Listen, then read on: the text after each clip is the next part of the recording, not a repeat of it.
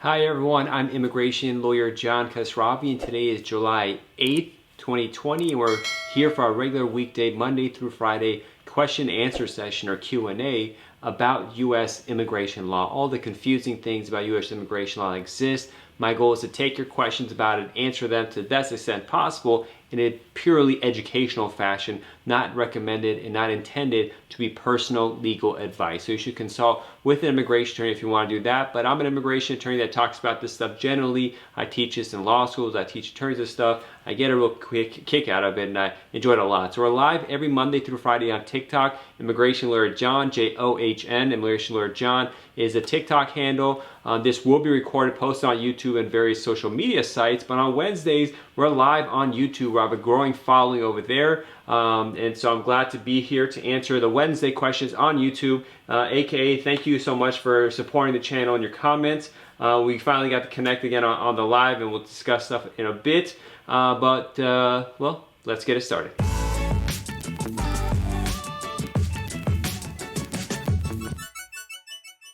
All right, so what's going on in the news? Still the situation with the student visas is a mess. We'll see what happens with that. What happened is the government said that the President Trump's administration said that if people are taking online courses, they're going to kick them out of school.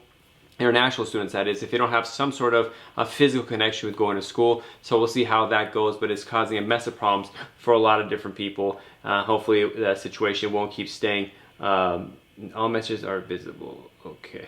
Hopefully that situation gets better. Sorry, I always have problems with the YouTube feed. Hopefully I fixed it right now. It's got a lot of different buttons I'm not used to doing. But let's jump in there. We got some questions on TikTok. Let's see. Hi, Source38, good to see you again. Illusion says, yo, thanks for doing a podcast, helps a lot. You're welcome, I appreciate that. Thanks for listening. So I actually have two podcasts. One is a podcast that's a recording of this, which is catching up. We're still like posting this stuff from May right now. But I also have another podcast where it's for, intended for a professional level immigration law kind of stuff. It's called the Immigration Lawyers Podcast with an S, a plural lawyers, Immigration Lawyers Podcast. And if you're really interested in immigration law, you can hear me talk about that. I've had 30 episodes. It goes in more detail on the legal kind of stuff. Hannah says, I have a question, sir, for you. Yes, go ahead and ask your question. AKA says, I miss my wife. I understand. AKA is waiting for an immigrant visa for a spouse. It's been taking forever. That's the situation. Yes. Do you have any information about international airport opening? I'm not sure what that means. Some airports are open, some aren't. I don't know what your question means with regards to that. But shoot out your questions. We got some more specific kind of stuff we could talk about. The other kind of stuff is what is immigration department. It's been open mistakenly. A lot of people think that the immigration office, USCIS, has been closed or the National Visa Center has been closed. They're all open processing cases. It's just things that require in-person interactions have been shut down. That's the issue that was there. But the problem then comes is allegedly USCIS has run out of money. And so they're going to start furloughing a good chunk of their majority of their employees. And so what's going to happen then? We don't know. The administration is intentionally not telling us how much money they need. They're intentionally not saying what the plans are so we could prepare for this. And this is kind of their strategy, just burning the system down, which is what's going on now. But if you have a case, you should submit as soon as possible and just keep prepping for it. Don't put it off. The later you go, it could be worse. First things first, you should talk with a lawyer in private or lawyers to get different opinions. But it's a crazy situation that we're living under. Let's see. We had a question there. Hi, sir. I'm good. Hi, brother. Sammy, good to see you. Henna says, sir, I'm here in the USA 2015 until now, 2020, and I went for 5 months only to visit my hometown.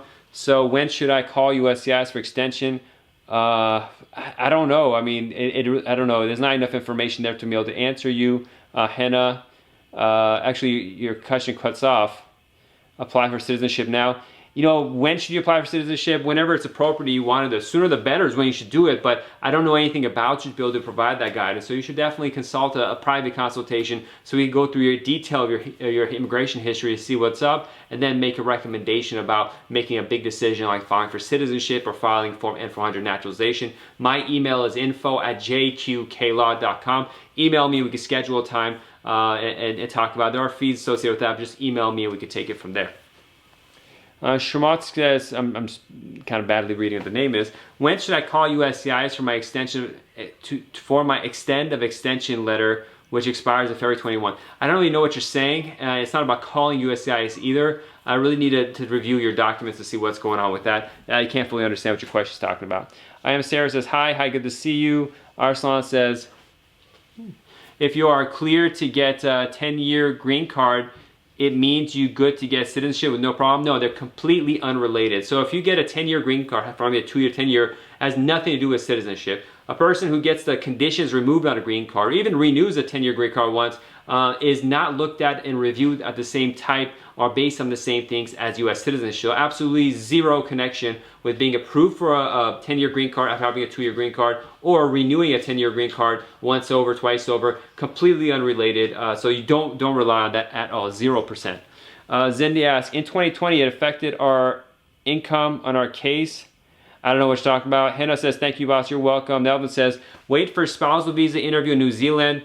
Are they conducting the interviews or not in New Zealand? I'm having a lot of problems with New Zealand, actually. I have a really nice person actually connected through TikTok, and they're dealing with that embassy. They're not really doing stuff right now in New Zealand, even though the COVID count is low over there. And we're trying to get things going because people, they want to see their loved ones. So no word on New Zealand. We're still waiting for something to move forward. But that's it, unfortunately. Some embassies are opening. I have colleagues who've had cases approved in Paris, for example, and London.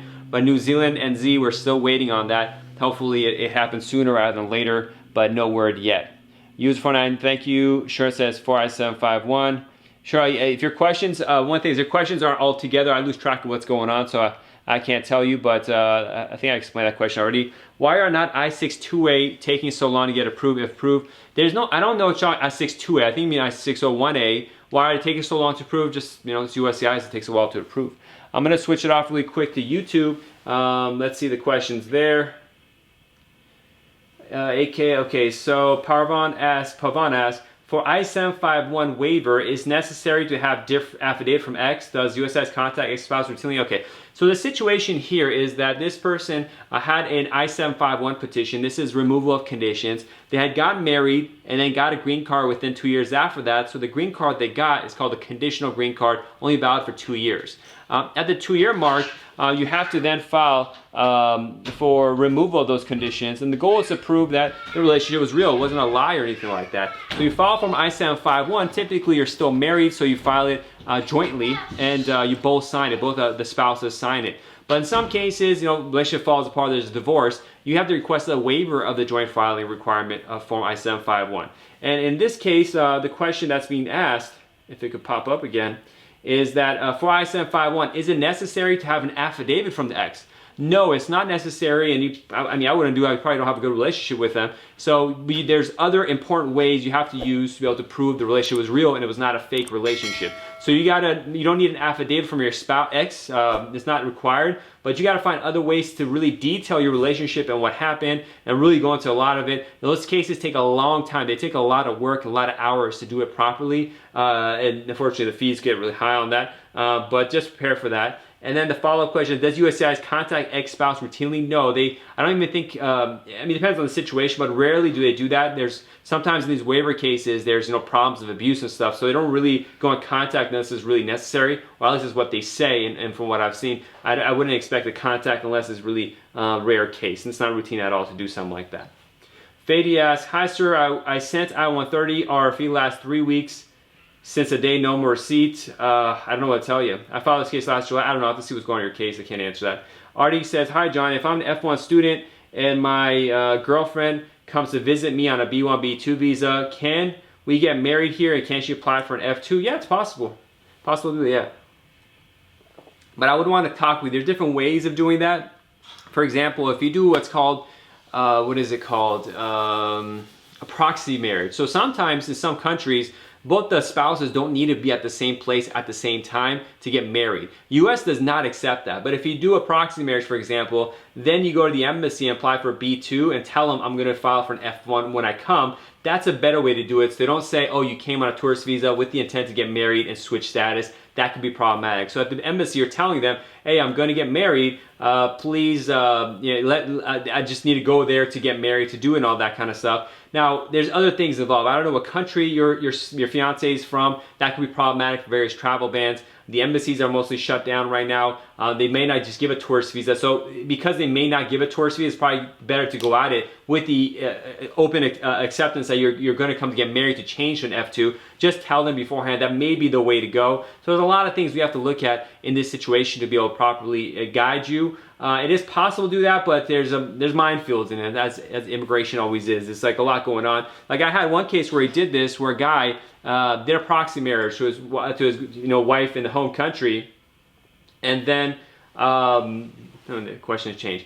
And then what they did is, I told them go to the embassy, request a B2 visa, and tell them. And we did this now in the paperwork. We said we're going to request a B2 visa. Come to the United States to get married and change to an F2. Well, they went to the embassy and did an interview, and the officer said, hey, why you bother even doing that? I'll just give you an F2 visa right now.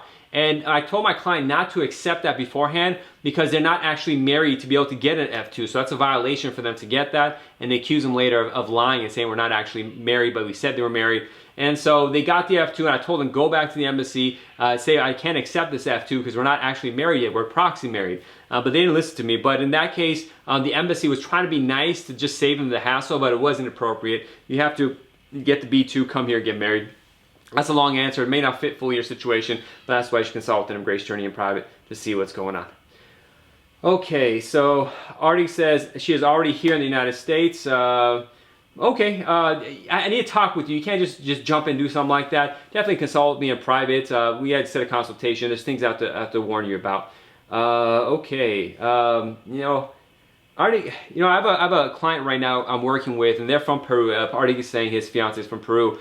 And their birth certificate, the way it looks, is different from the way the government's telling me it's supposed to look right now. And it's creating a lot of problems for me. I think it'll be okay, but that was interesting. If you were my client, I would ask for your fiance or spouse's birth certificate to see if theirs looks different. AK asks, what's the fastest USCIS that approves RD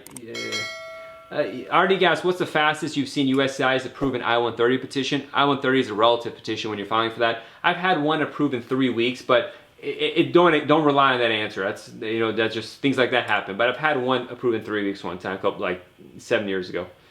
You're welcome, Artie. Good question. Cool question. Thanks for a team on YouTube.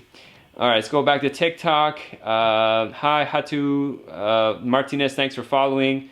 Hatu says, how long does it take to get my extension of my green card? 2 years, 10 years? I don't know, 1-2 years on average. Could be longer, could be shorter. Kenny says, I'm big. Good for you. Vishu says, hi, I filed an I-485. That's the application for adjustment of status, applying for a green card in the U.S. For my wife last December. We had our interview canceled to COVID. Yeah, I just got to wait for that to come up.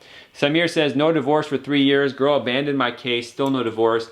What happens to my status? I don't really know what's going on. I have to talk to you in private. Okay, let's see. Vishu says, but she has received her work. Yeah, I don't really know. So I have to get more details in her case. It's not something I advise on like that. Okay, so hello, good son, good to see you too. See, a lot of these questions, they're just too specific. If I advise those, I have to give case-specific advice to hire me or I have to be a lawyer. On the other hand, some are too general where you can't even give an answer because it's too broad. There's a sweet spot in there, and sometimes I try to find what that sweet spot is. If the question is too general, I'll kind of make it more specific, but if it's too specific, I'll kind of make it too broader to fit for a general audience, because this is just true, general information only. Audience says, thanks for providing info. You're welcome. Thank you so much. On YouTube, we had a question pop up. AK says, I'm applying for my spouse, I-130 from Yemen, but they doing, so you have to go to Djibouti. Have you had a person apply for Yemen? Listen, Yemen cases are really difficult. First of all, they're subject to the travel ban. Second of all, there's no embassy in Yemen right now, so you do have to go to Djibouti for it. Documentation from Yemen is difficult because they don't necessarily keep track of birth certificates, marriage certificates, divorce certificates, death certificates in Yemen. So I haven't done a Yemenese case in a while. I have Yemenese clients here who are doing stuff, but they have their stuff ready. But I had one colleague who does them regularly, so I might be the person to go to. But be prepared for headache when you're dealing with a Yemenese case. Kick Knight says, USCIS furlough still intact. We don't know. It's not intact or not intact. Hopefully you just file a case and it goes. Addie says, how long does it take to get approved for MBC? It varies. It could be a couple weeks, could be a couple months. Sometimes they lose your documents. Gory says, any idea about a lottery visa? I don't know what you mean. It's a lottery visa. Apply. Hopefully they'll interview you so you get in. So how long it takes to get a social after work permit arrives? You know, when the work permit arrives, the social security number should arrive at the same time. The problem is the social security office is kind of closed or not working as fast as it should. Because of that, sometimes, you know, things are not happening. So if you get your work permit but no social, try you know, going and calling the social security office to see what's going on. That's just one of those things. Yes, Nick Knight says USCIS processing employment-based I-485s. They are. I'm just got to wait. Those take a while. User 75 says, if I'm not a citizen, if you're asylum, how can I bring my fiance to the United States? If I'm not a citizen, you have asylum. Well, you can't bring, there's a lot going on there. You should consult during your private. There's different things going on. Grano says lottery visa, DV1 visa. Yeah, I'm not sure what your question is. Vishu says, thank you, you're welcome. Okay, so I was a big racist. Me? Who's racist? AKA says racist. Who's racist? Yemenis claim great people. I'm just saying that's what your question is regarding, but it's a big problem. I have to deal with their documents, so it's a big problem. Let's see. Okay, yeah. Daddy says, what if F1 visa didn't leave US? Well, you're out of status and you get subject to deportation if they catch you, or you might have got a deportation notice. AK says, just kidding, you're not racist. Thank you, I love you. Love you too, but thanks so much. Hope you get rid to your spouse. Yeah, in these cases, be prepared because they're travel ban. You know, I do a lot of Iranian cases, and the most difficult cases are for the old travel ban, original one, are Iranian and Yemenis cases, and they get stuck, and it's really bad when they get stuck. I mean, I remember when the travel ban first came, Yemenis people couldn't necessarily even go to Djibouti because they wouldn't let them in. So they get an interview to come to an appointment at that embassy, but the country, Djibouti, which country are they in? Djibouti's, I don't know, Ethiopia, where is it? But they would say they wouldn't let them in. So it was such a nightmare. These poor people, they're in a war-torn country, they get an interview, they won't let them in to go to the interview, then they go to the interview, then they're hit with a travel ban, and they're stuck all of a sudden sitting there like, what's going on? It's such a horrible, horrible situation. My heart goes out to people that in Yemen, probably the worst situation in the world right now that doesn't get any attention. You know, it's been like a COVID-19 nightmare for 10 years now in Yemen. My heart goes out to people over there. Thank you, Arsalan. Let's see, what else is going on? Yeah, Yemen is subject, AK says Yemen is the travel ban. Didn't know that yet. Yemen, the original travel ban, they call it the Muslim ban. I don't think it's a Muslim ban is an appropriate title for that. But Yemen was included on it for immigrant visas, not for non-immigrant visas. But if you're going to apply for a marriage-based case from Yemen, it's subject to the original travel ban they did, which blocked, you know, Iranians and that kind of stuff. Yemen is swooped up in that mix. Essentially, it's all these countries that are potentially allies with Iran that's on that travel ban. Okay. We had a comment, Djibouti is on the Horn of Africa. Well, Horn of Africa is an area of Africa on the East Africa. It's not an actual country. I can't remember what country it is. Artie says, hey John, how can I make a reservation for a consultation with you? Just send me an email, info@jqqlaw.com, and just remind me what your case situation is, and we could take it from there. That's it, and we'll do that. I'll send you a link. You schedule a consultation. There is a fee for that, but just let me know first, and we'll fill you in. Okay. Can a asylee bring a fiance to the United States? No. We got a bunch of questions here I missed. Okay. Oh no, what's going on? I-485 criteria. Okay, so we have I-140, I-485 applied by same employer. Odds that a criteria for interview waiver and employment base. Your question is if it fully makes sense, but you might get a waive. I don't know. May happen, may not. I'm probably asking if the interview is going to get waived. Is there any other way for an asylee to bring a fiance? As an asylee, you can apply for a spouse. I believe you can for Form I-731. I'm not sure if you can. I haven't done this in a while. But depending on how long you've had an asylum status, you may be able to file for a green card and then file. Just consult with an attorney in private. This is if you're really going to do something like that, you're going to get married, you might as well just talk to an attorney in private. Arsalan asks, is green card and citizenship background check the same? No, they're different. They're just a whole different thing, as I mentioned to another question earlier. John Hoorie says, I was applied for citizenship. I'm not sure what you mean, but if you want to apply for citizenship, definitely consult an attorney to review it to make sure things are okay and check it out. Mohammed says, is USCIS shutting down August 3rd? They say, I mean, I don't really know. I don't know. I mean, they say they are. The problem is USCIS is not communicating the situation properly. They're under probably orders of the administration to keep us in suspense. So I don't really know what's going on exactly, other than they say they may be furloughing. So I have a couple of cases right now where we're on a mad dash of file just to be in the system already to get it started, or our fees we can respond to. But you know, that's the situation right now with USCIS. It's very, very troublesome what's going on. Gokhan says, I applied for N400 and accepted March 20th. Is there any way to make it faster, the process, by paying them? No, there's no additional money. It's just they got to get around to, I mean, if you're going to pay them $1.2 billion, it may pay the funding gap and make it faster. But other than that, paying $1.2 billion, you just have to wait. I have to see where exactly your case is in the situation. Maybe you can call and do an expedite or something like that. But they are speeding up naturalization anyway. So I don't know what's going on in your case in your local field office, but it's not that bad for citizenship right now. AK follows up and says, so if Yemen is on travel ban, does that mean I can't bring my spouse into the U.S.? If you're a U.S. citizen, you're probably not going to be affected by a travel ban. Since last September, they eased it up, but the problem is the embassies are closed. But since last September, those who were on that original travel ban, Iran, Yemen, and stuff like that, they've gotten better where they're getting approved. So it's probably going to work out, but there's just a lot of things going on. Gokhan follows up, can you pay premium pay? No, premium processing only applies to certain business and employment-based type visas. So it wouldn't apply to naturalization, for example, or any family-based or something like that. That wouldn't happen. All right, I think I got a question on YouTube here. Okay, so going back to TikTok. Can we apply for E2 if did not complete 2-year home country requirement? Okay, so there's a lot there I have to unpack. So first of all, an E2 visa is an investor visa. If the U.S. has an agreement with the country or countries you have a passport with, based on that, you could file for an E2 treaty trader visa, a treaty investor visa to start a business here, which is what Zach's talking about. I don't know what country you're from, so I can't say whether you have a treaty. But Zach also has had a J1. A J1 is an exchange visitor, and this is a person who comes to the United States to learn something and is supposed to go back to their home country. And if they're subject to what's called the J1 2-year home residency requirement, they have to go back and reside in their home country for 2 years before they come back to the United States, unless they can waive that. Now, there's exceptions to that. For example, they can go back home and apply for a student visa F1 or a tourist visa from their home country, but they cannot get an H1B, they cannot get an L1, and they can't do change of status within the United States. They have to go to the embassy, and they can't get an H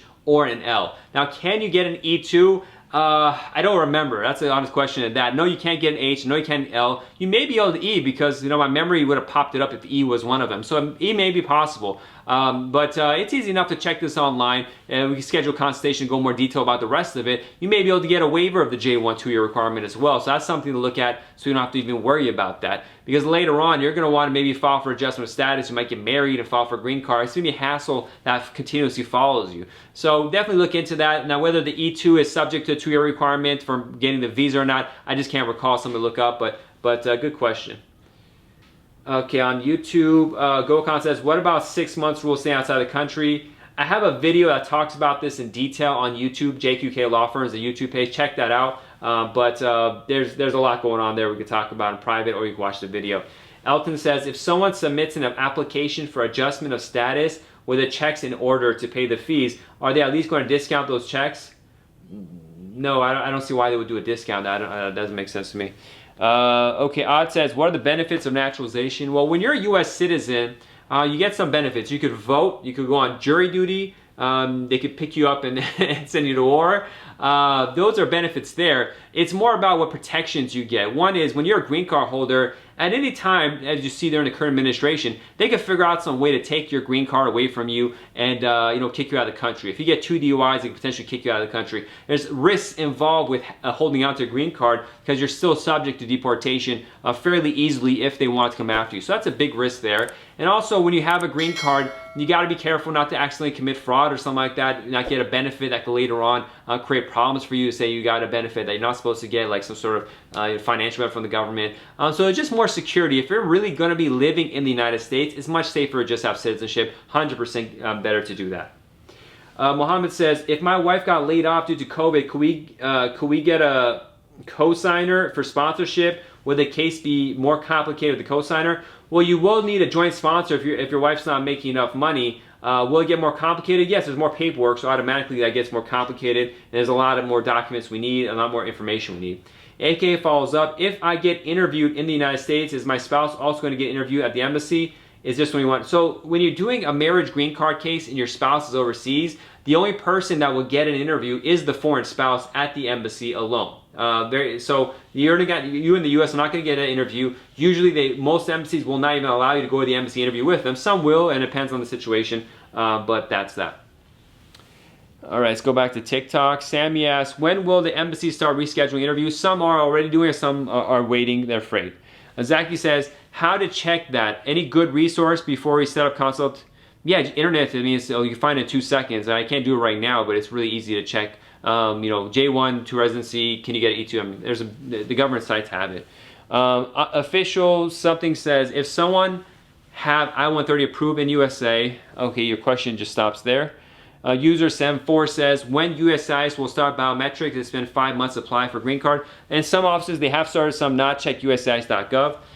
Gurley says, what's the future of E2 visa holders? I don't know what you mean, but they just keep renewing it unless they find some other way to stay in the United States.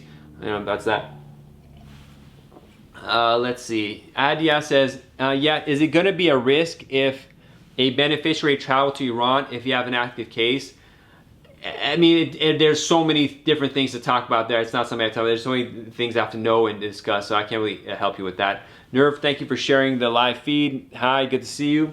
AK asked some more questions. Let's see. I hate the way the YouTube interface is. The comments like disappear constantly on me. AKA says, aren't they going to interview me because they need to know if it's no? Again, if your spouse is overseas and you're doing a green card case, they won't interview you, the U.S. person in the United States, just a foreign spouse. Artie says, hey John, when you are on a 3B3 process, can you get approved? Do you get conditional green card or a 10-year one? I'm not sure what a 3B3 process is. I've never heard that before. So please, clarify, or when you schedule a consultation, we'll talk about that. Elton says, if one is the LPR, it's a green card holder, are student benefits received through FAFSA financial aid going to cause problems in the future? It depends on what those are. I'm not a specialist in that area, so I don't have an exact answer. I have to see what kind of benefits you're getting, what you're telling the government to get those benefits. If you say you're a U.S. citizen, for example, gets benefits, that will be a problem. But that's that.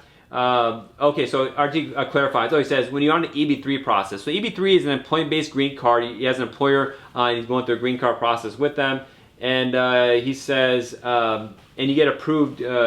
Okay, so when you get an employment-based green card and you're approved, you automatically get the 10-year green card. The conditional green card is only for 2 years, and then you have to do a removal of conditions to get a full 10-year green card. Only comes up in 2 types of cases. One is if you get your green card through marriage, and it's been a short marriage when you got the green card less than 2 years, then you get a conditional green card. The other is if you do the EB5 Immigrant Investor Program. These are people who invest $900,000 $1 million or more in the United States and create jobs.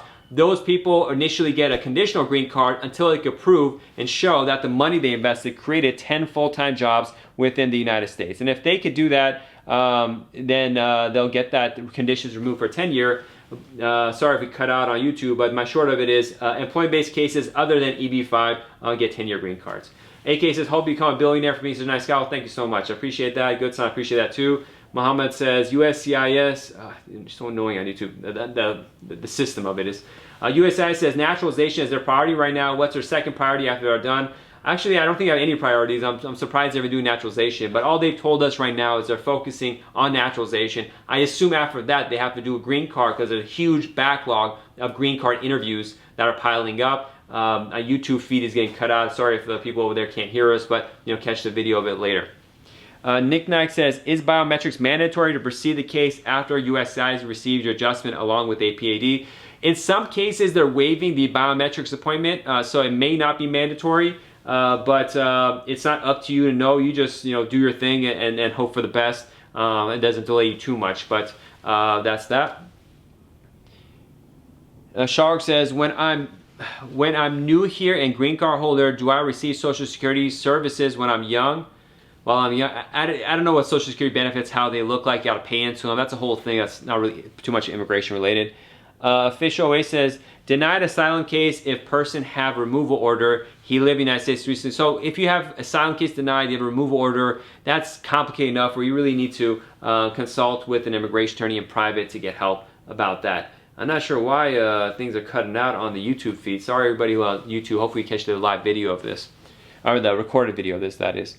All right, we'll answer one or two more questions. We're nearing the end of the program. I'm immigration lawyer John Khosravi. Thank you all for joining here. I will say TikTok stream is better. Yep, definitely. Just the live system on YouTube sucks. Both the quality of the connection and the way the posts are. TikTok is really dominating. It's crazy. I think it take over everything. But we'll see how well they run the place. You know, I think they're much better than Instagram. I mean, but we'll see. We'll see if Instagram has its own following. But still reconnecting on YouTube, so that's not happening. So, you know, one more question if you have, throw it out there. If not, we'll be back here again on, a live 5 p.m. Pacific. Tomorrow's Thursday, so the live feed will be on Instagram. JQK Law Firm is the Instagram name. On YouTube, JQK Law Firm is the YouTube page. Subscribe there, ring the bell to get the newest information. And you know, every day here on TikTok, 5 p.m. If you haven't, please subscribe on TikTok. I don't do those regular, minute-long videos anymore. So I've stuck at 11,500 followers. I do 30 minutes of interview every day, but I don't like doing this ones because they're not fun for me anymore. But if you haven't, tell your friends to join because the bigger the page is, the more communication questions and stuff, fun stuff will happen. Let's see. Pelu Marlora says, I'm not sure what just the name is. When you get a denied asylum, do you get deported? Well, it depends on what denied. If your asylum case is denied an affirmative asylum case, and you go to interview at the asylum office and they don't approve it, then you go to deportation. And deportation, you could get a second shot at asylum, or cancellation removal, or convention against torture, something like that. So that's when it happens. But if you fail there, we'll deport you if you fail on all those affirmative defenses or defenses in general.